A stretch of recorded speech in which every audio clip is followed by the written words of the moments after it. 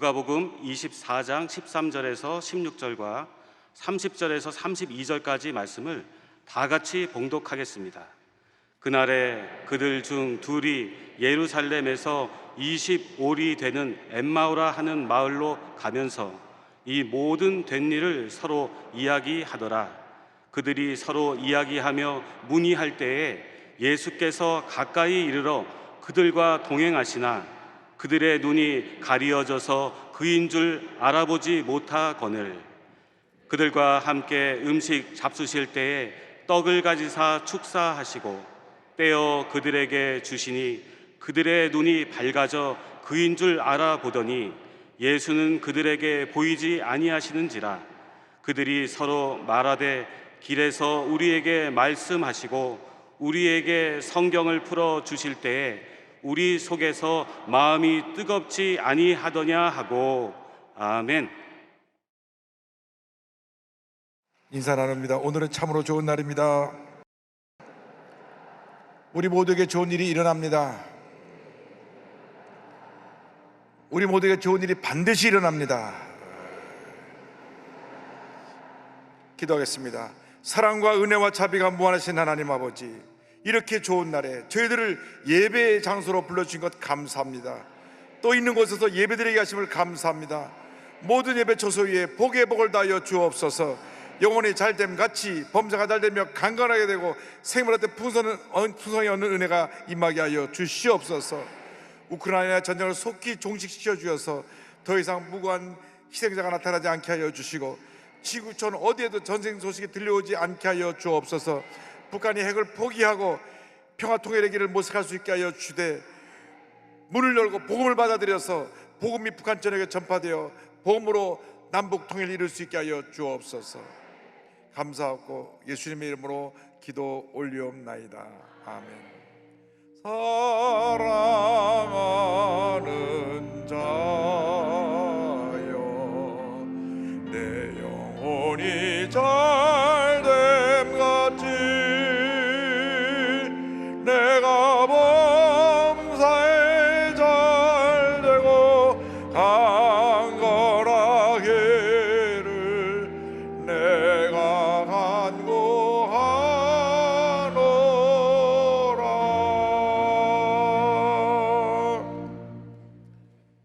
이 찬양의 고백대로 다 되시기를 바랍니다. 오늘은 누가복음 24장의 말씀을 가지고 인생길에 동행하시는 예수님 같은 제목으로 말씀을 나눕니다. 제목을 크게 따라주시기 바랍니다. 인생길에 동행하시는 예수님. 인생길에 동행하시는 예수님. 우리는 하나님이 지으신 자연을 통해서 우리 인간의 삶을 이해할 수가 있습니다. 봄, 여름, 가을, 겨울이라는 계절이 우리에게 매해 어김없이 찾아옵니다. 우리 인생에도 희망이 넘쳐나는 봄이 다가오고 열정이 넘치는 여름이 다가오고 추수하는 가을이 다가오고 고난의 겨울이 다가오는 것입니다.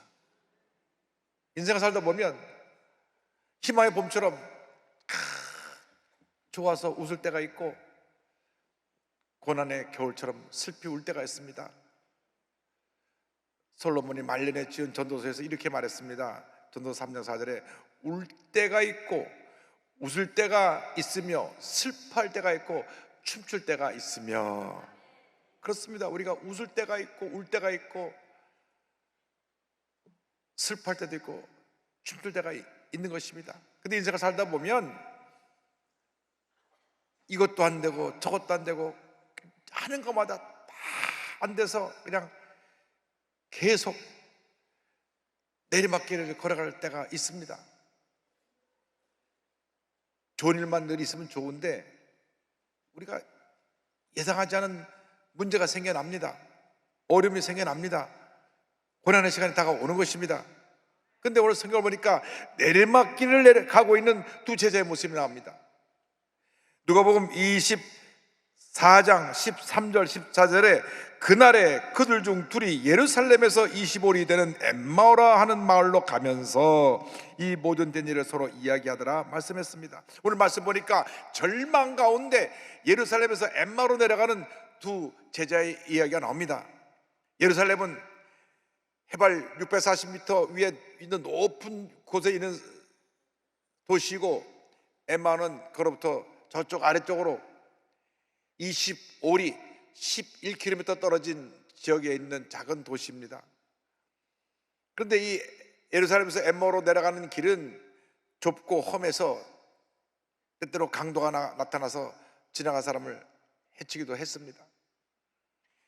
엠마오로 내려가는 그 길은 이 두 제자에게 있어서는 낙심의 길이요, 절망의 길이요, 슬픔의 길이었습니다. 왜냐하면 그토록 믿고 의지가 따랐던 예수님이 십자가에서 돌아가셨어요. 꿈도 희망도 다 사라져 버렸습니다. 그래서 어깨를 쭉 늘어뜨리고 예루살렘에서 엠마오로 내려가고 있었습니다. 그 모습을 보면 지난 2년 동안 우리들의 모습이 그랬지 않은가. 끝이 보이지 않고 이 코로나19라는 것이 계속해서 괴롭히고 또 괴롭히고 또 괴롭히고 또 괴롭혀서 그냥 계속 내리막길을 갑니다. 영세수당에는 하루하루 살아가기가 힘들고, 젊은이들은 일자리가 없고, 집에만 있다 보니까 아이들이 그냥 학교를 못 가니까 온몸이 쑤셔갖고 막 난리를 치고 하루도 편할 날이 없습니다. 이제는 정부가 이제 더 이상 못하겠다 손을 놓고 자염을 줬는데 아직 코로나가 끝난 것이 아닙니다. 아직도 한지 건너 오미크론인지 뭔지 거기 또 확진돼 가지고 일주일은 쉬어야 되는 것입니다. 백신 맞으면 괜찮다 그래갖고 1차, 2차, 3차까지 맞았는데 그 오미크론이 초청나는데 찾아오더라고요.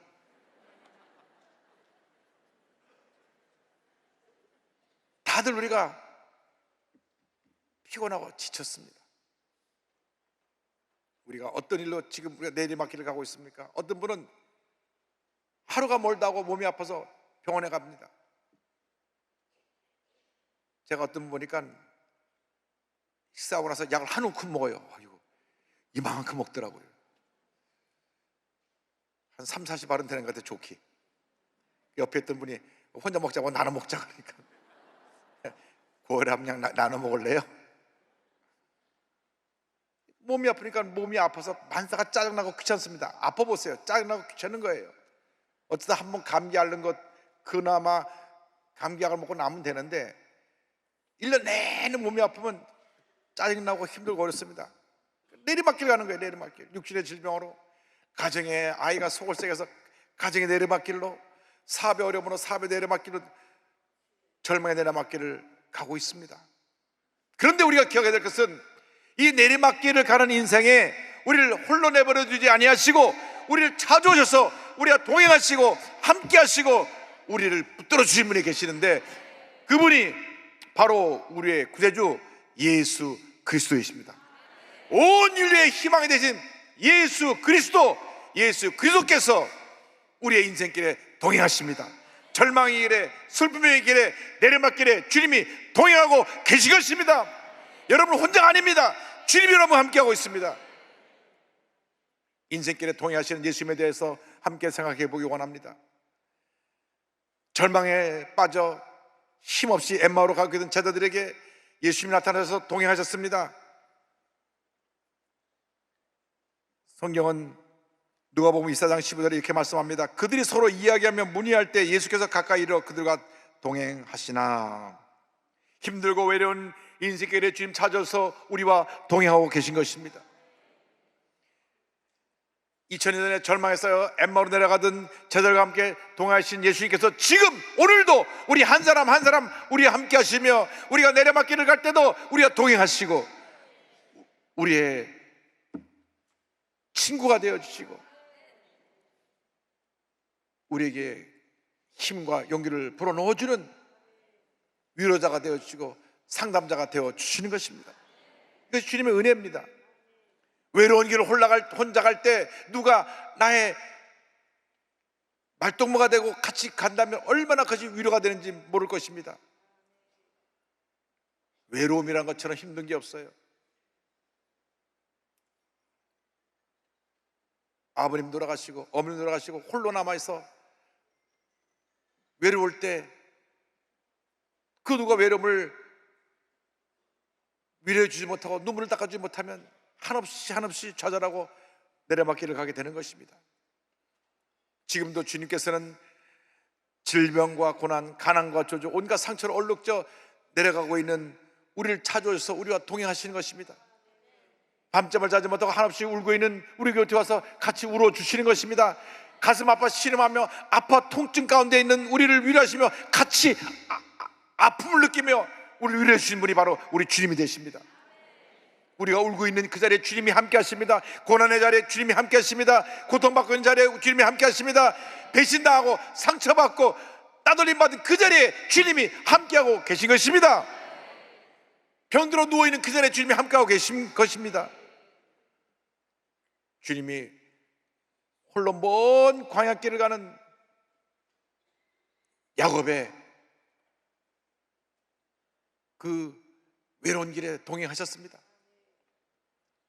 야곱이 형이 받을 축복을 대신 다 가로채고 형한테 미움을 받아서 그 집에 갇힐 수가 없었습니다. 그래서 어머니 리브가가 야, 너 외삼촌 집에 가서 좀 있어라. 그래서 지금까지 그 집에서 사랑만 받다가 보따리 집 하나 메고 길을 가는데 그 길이 무려 800km입니다. 그러니까 서울 부산 거리 한 2배쯤 되는데 그 길을 나 홀로 외롭게, 그때 자동차가 있습니까? 뭐가 있습니까? 혼자 더벅더벅 하는데 우리나라 노래도 해는 져서 어두운데 찾아오는 사람 없다고, 그래가지고 광야에서 그냥 쓰러져 잡니다. 그때 외로워 쓰러져 잠을 자고 있는 그에게 꿈 가운데 주님이 나타나서 말씀하십니다. 창세기 28장 15절입니다. 내가 너와 함께 있어 내가 어디를 가든지 너를 지키며 너를 이끌어 이 땅으로 돌아오게 할지라 내가 내게 허락한 것을 다 이루기까지 너를 떠나지 아니하리라 하신지라. 너를 떠나지 아니하리라. 너를 떠나지 아니하리라. 너를 떠나지 아니하리라. 할렐루야. 절망했어요. 에마로 내려가는 제자들과 동행하시면서 주님 말씀하십니다. 그들과 대화를 나누셨습니다. 그런데 이 두 사람이 얼마나 절망이 깊었든지 막달라 마리아가 슬픔에 젖어서 예수님을 보지 못한 것처럼 눈이 가려져서 예수님을 알아보지 못했습니다. 누가복음 24장 16절입니다. 그들이 눈이 가려져서 그인 줄 알아보지 못하거늘. 마음이 닫히고 영의 눈이 닫혀버리면 우리가 진실을 바라보지 못합니다. 사실을 바라보지 못합니다. 절망만 바라보고 절망의 소리만 하는 것입니다. 어둠에 갇혀서 어둠의 소리만 외치는 것입니다. 부정적인 생각에 사로잡혀서 부정적인 얘기, 원망과 불평만 하게 되어 있는 것입니다. 왜? 우리 영의 눈이 닫혀서 그렇습니다. 마음이 닫혀서 그렇습니다. 요즘 SNS에 얼마나 나쁜 말만 가득 써놓는 사람이 있는지 모르는데 그 사람들 마음이 이미 닫혀져서 악한 마음으로 점령됐기 때문에 생각하는 것이 악하고 말하는 것이 악하고 보는 것이 악하고 행하는 것이 악하게 된 것입니다. 예수님의 제자들이 마음이 닫히니까 여인들이 무덤에 가서 예수님 시체가 없어졌다고 하는 얘기를 들었을 때도 무슨 얘기인가 했습니다. 천사들이 그런데 예수님 부활하셨답니다. 그래? 마음이 닫혀 있으니까 그건 마음에 와닿지 않습니다. 그래서 예수님 돌아가시는데 뭐 이제 우리가 뭘 하나? 이제 우리 살 길을 찾아보자 하고 둘이 더벅더벅 내려가고 있습니다. 예수님이 부활하시는데도 그 소식을 듣고도 믿지 못하고 마음에 닫혀져서 예수님의 죽음에 사로잡혀서 절망에 사로잡혀서 낙심에 사로잡혀서 그 길을 내려가고 있는 것입니다. 오늘도 마찬가지입니다. 우리가 예수를 10년 믿어도 예수님께 붙잡혀 있지 아니하고 내 생각에 붙잡혀 있으면 눈이 가리워져서 부정적인 얘기를 하고 원망과 불평하라고 스스로 주저앉게 되는 것입니다. 내 곁에 와 있는 예수님을 바라보지 못하고 낙심하게 되는 것입니다. 우리의 영의 눈이 가려져 있으면 세상 만사가 고달프고 귀찮게 되는 것입니다. 그러나 예수님이 함께 하시면 이 세상은 고달픈 인생이 아닙니다. 주님이 계시기 때문에 기쁜 것입니다. 주님이 계시기 때문에 나는 기뻐하고 감사하고 기뻐하고 감사하고 주님 영광에 살아갈 수 있게 되는 것입니다. 주님 내 마음 가운데 계실 때 얼마나 기뻐요. 나는 기쁩니다. 왜? 주님이 계시니까. 여러분, 예수님이 계신 것보다 더 큰 기쁨이 어디 있습니까? 이번에 스케이트를 잘 탄 선수들이 쇼트트랙인가 뭔가 잘 타가지고 황 선수하고 최 선수하고 둘이서 평생 동안 그냥 하루에 닭 한 마리씩 평생이 닭 한 마리 보험을 받았어요. 그 BBQ 사장님이 금메달만 따면 평생 닭 한 마리씩 주겠다. 그래갖고 워낙 닭을 좋아하는 친구들이라 신이 났습니다. 하루에 한 마리씩. 여러분, 닭 한 마리 갖고도 그렇게 기뻐하는데 예수님 우리 함께 계신데, 예수님 우리 함께 계신데 우리가 어찌 기뻐하지 않을 수가 있습니까? 닭 한 마리에 예수님 비교할 수가 있겠습니까? 닭 10,000마리로도 비교할 수 없죠. 주님이 함께 계신데, 주님이 우리의 모든 문제에 답이 되시는 것입니다. 인생에 답을 주시는 예수님에 대해서 성경은 이어서 계속 설명하고 있습니다. 예수님이 함께 저들 가시면서 지금 자네들 무슨 얘기하고 있나? 네, 예수님이 돌아가신 지 사흘이나 됐는데요, 여인들이 무덤에 가보니까 무덤 문이 열리고 예수님이 안 보이더라고 얘기를 전해왔습니다. 뭐 천사가 예수님이 부활하셨다고 하는데, 그러니까 예수님이 그 말씀을 들으시고 저들에게 말씀을 풀어주십니다. 누가복음 24장 25절로 27절입니다. 이르시되 미련하고 선자들이 말한 모든 것을 마음에 더디 믿는 자들이여, 그리스도가 이런 고난을 받고 자기의 영광에 들어가야 할 것이 아니냐 하시고, 이에 모세와 모든 선지자의 글로 시작하여 모든 성경에 쓴 바 자기에 관한 것을 자세히 설명하시니라. 예수님께서 제자들에게 구약 성경에 기록된 대로 예수님이 십자가 고난을 당하시고 부활하시고 이제 영광의 자리에 들어가실 것을 설명을 해 주셨습니다. 여러분, 이 하나님 말씀 안에 모든 답이 있는 것입니다. 모든 답이 여기 있습니다. 이 말씀 우리가 낙심할 때 우리에게 희망과 용기를 주는 것입니다. 말씀이 우리를 위로를 주고 우리를 어려움에서 이겨낼 수 있는 능력을 부여해 주는 것입니다. 이 말씀이 우리 마음을 상처를 치료해 주고, 이 말씀이 우리의 갈 길을 밝히 보여주고, 이 말씀이 우리가 어떻게 하면 주님대로 살아갈 수 있는지 삶의 모든 지혜를 우리에게 가르쳐 주고 있는 것입니다. 성도를 성도되게 만들어 주는 것이 이 말씀인 것입니다. 성도를 강한 믿음의 용사로 만들어주는 것이 이 말씀인 것입니다. 교회를 교회되게 만드는 것이 바로 이 말씀입니다. 이 말씀에 사로잡힐 때, 말씀을 지켜 행할 때 하나님의 복이 임하게 되는 것입니다. 말씀을 사모하시기 바랍니다. 말씀을 지켜 행하시기 바랍니다. 말씀을 고백하시기 바랍니다. 말씀이 여러분 삶 가운데 위대한 하나님의 역사를 이루게 될 것입니다. 저들이 엠마오에 다 다다랐을 때에 날이 저물었습니다. 그래서 저들이 예수님께 권유합니다. 선생님, 날이 저물었는데 여기서 식사하고 좀 쉬었다 가시죠. 그래서 식당에 들어가서 식사를 하는데 예수님께서 간절히 축복 기도를 하시고 떡을 떼어줄 때 눈이 탁 떠졌습니다. 누가복음 24장 3절 31절입니다. 그들과 함께 음식 잡수실 때 떡을 가져다 축사하시고 떼어 그들에게 주시니 그들의 눈이 밝아져 그인 줄 알아보더니 예수는 그들에게 보이지 아니하시는지라. 떡을 받아 먹을 때 눈이 떠졌습니다. 이 주막은 교회입니다. 교회에 와서 영생의 떡을 먹을 때 여러분 눈이 떠지는 것입니다. 영의 눈이 떠지는 것입니다. 절망의 눈이 희망의 눈으로 떠지는 것입니다. 어두운 눈이 밝게 되는 것입니다. 눈이 밝아지고 하나님의 은혜를 체험하게 되고 성령의 역사를 체험하게 되는 것입니다. 누가복음 24장 30절에 이렇게 말씀하고 있습니다. 그들이 서로 말하되 길에서 우리에게 말씀하시고 우리에게 성경을 풀어줄 때에 우리 속에서 마음이 뜨겁지 아니하더냐 하고, 성령이 임하면 마음이 뜨거워지는 것입니다. 말씀을 들을 때 마음이 뜨거워져야 합니다. 감사가 넘쳐나야 됩니다. 우리가 그동안 너무나 오랫동안 내리막길을 갔습니다. 주여 우리 마음이 뜨겁게 하여 주셔서 다시 우리의 신앙이 회복되게 하여 주옵소서. 코로나로 인해서 2년 동안 예배를 제대로 못 드리니까 감사가 사라졌습니다. 찬양이 사라졌습니다. 기쁨이 사라졌습니다. 주여 다시금 우리 신앙이 뜨거워지고 회복되어지게 하여 주시옵소서.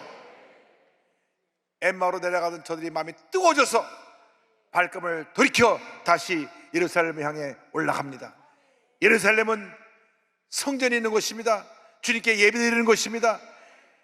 성도는 절대로 예배드린 자리를 떠나면 안 됩니다. 시험이 다가오면 제일 먼저 다가오는 것이 교회가 멀어지는 것입니다. 교회가 멀어지면 안 됩니다. 여러분 중에 혹시 내려막길을 가고 있는 분은 다시 교회 중심의 신앙으로 돌아오시기 바랍니다.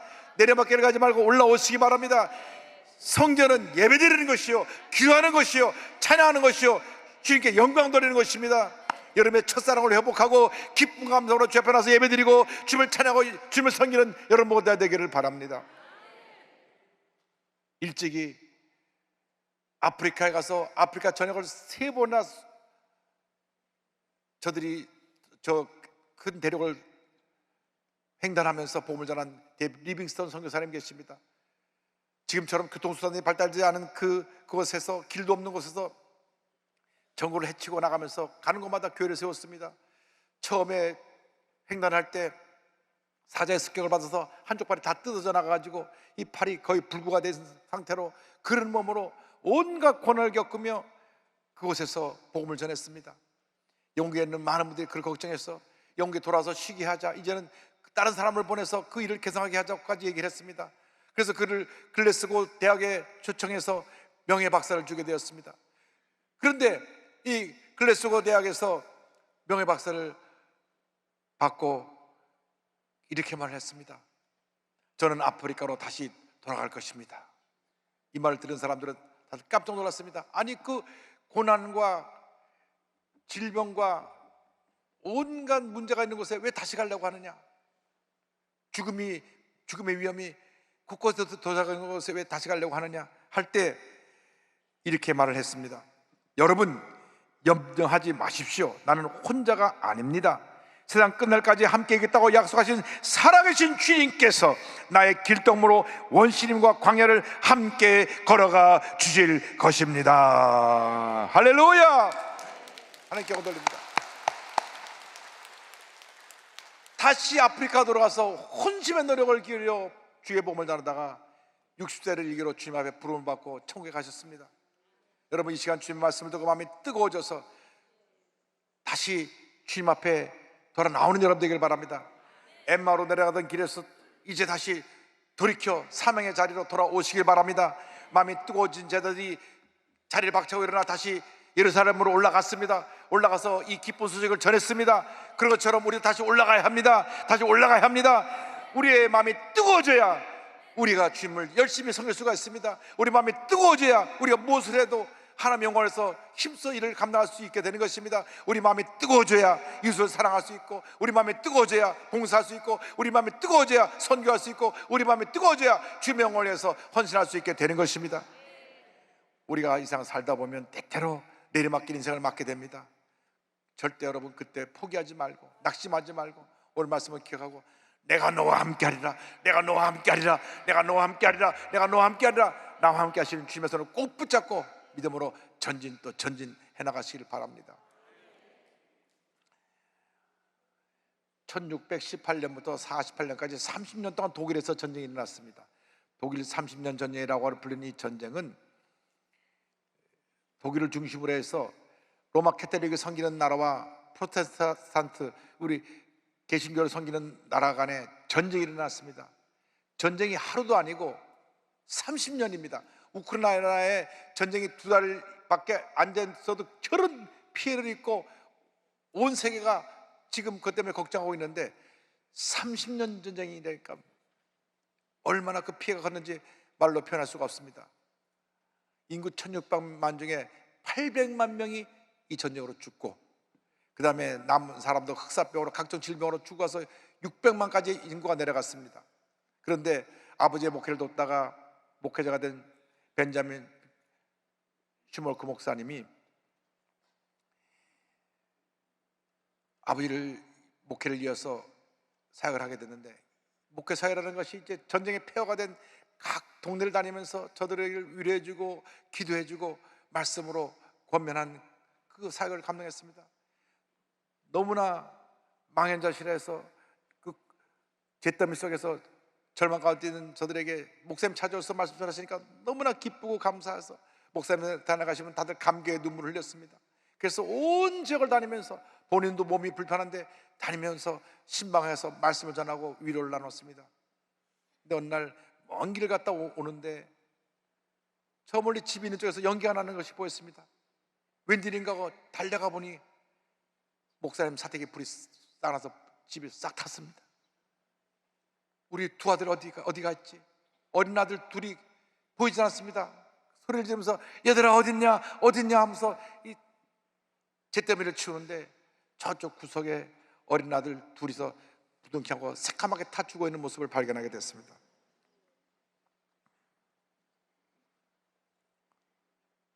어떻게 주의 종의 집에 이런 일이 있을 수가 있습니까? 내가 멀리 신방을 가지 않았더라면 이 아들을 살렸을 터인데, 그 모습을 보고 사모님은 그 자리에서 그냥 정신을 잃어버렸습니다.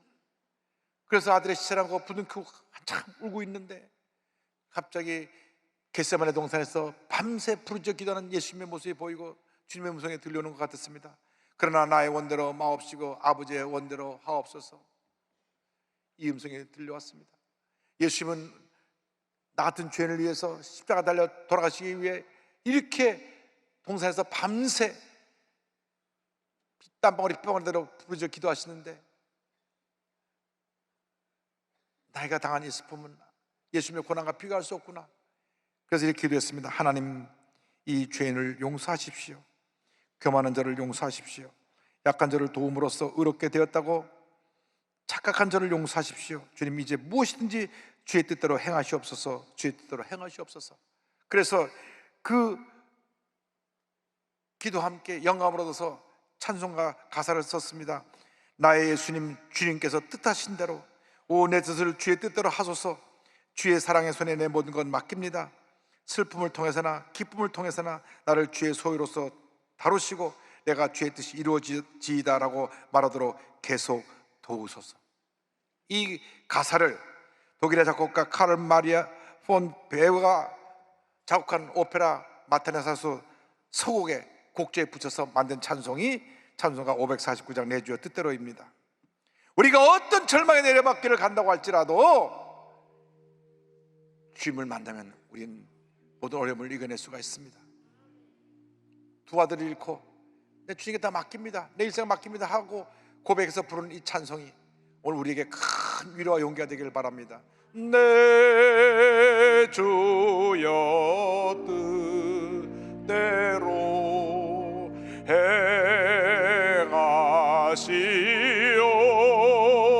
행하시옵소서.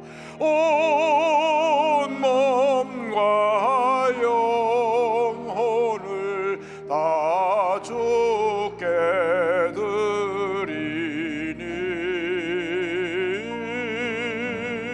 이 세상 고락간 주 인도하시고 날 주관하셔서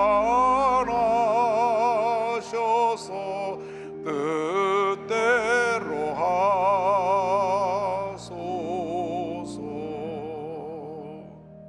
어떤 어려움 당해도 우리 주님만 바라보고 주님만 의지하고 믿음으로 전진하며 내리막길 인생이 아니라 오르막길 인생을 살아가는 여러분 모두가 되기를 주님의 이름으로 축원합니다. 축원합니다. 축원합니다. 기도하겠습니다. 사랑과 은혜와 자비가 무한하신 하나님 아버지, 우리가 때때로 내리막길을 갑니다. 그러나 내리막길 인생길에 주님이 함께 하신다는 이 놀라운 사실을 우리가 깨닫고 그 길에서 주님과 함께 믿음을 회복하고 열정을 회복하여 다시 오르막길 인생을 살아가는 저희 모두가 될 수 있도록 은혜 내려 주옵소서. 예수님의 이름으로 기도 올리옵나이다. 아멘.